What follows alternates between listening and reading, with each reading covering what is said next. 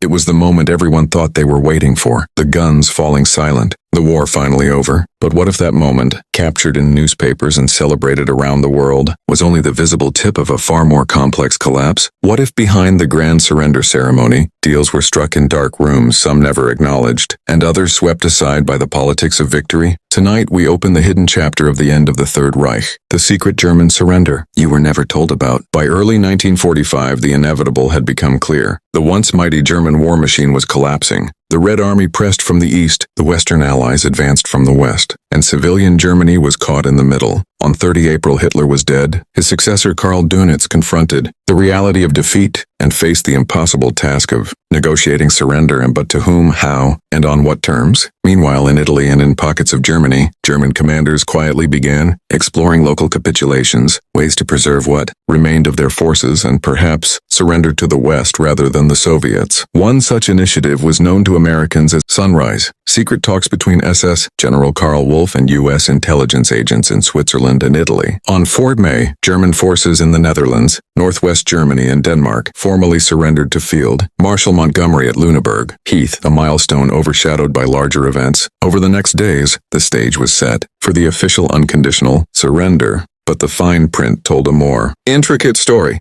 On the evening of 7 May 1945, at the supreme headquarters of the Allied Expeditionary Force in Reims, France, German Chief of Staff General Alfred Jodl signed an act of military surrender. It stated that all German forces on land, sea, and in the air would cease operations at 23:01 Central European Time on 8 May, but the Soviet Union, suspicious of separate Western German deals and determined to assert its role, refused to recognize the Reims Accord as complete. They insisted on a second ceremony in Berlin where Field Marshal Wilhelm Keitel signed the instrument in front of Soviet Marshal Georgy Zhukov on 8 May, or after midnight into 9 May, Italy capitulating. Added to this were local surrenders, commanders negotiating quietly, frontline troops surrendering individually, and refugees scrambling ahead of the Red Army. The German leadership's real aim was not simply surrender but escape and survival. Dönitz's strategy: surrender to the West, preserve lives, avoid the Soviets. But time was running out. Communications were fragmenting. Orders did not reach all units. Some German pockets fought on beyond. Truth may, the war didn't end neatly, it unraveled.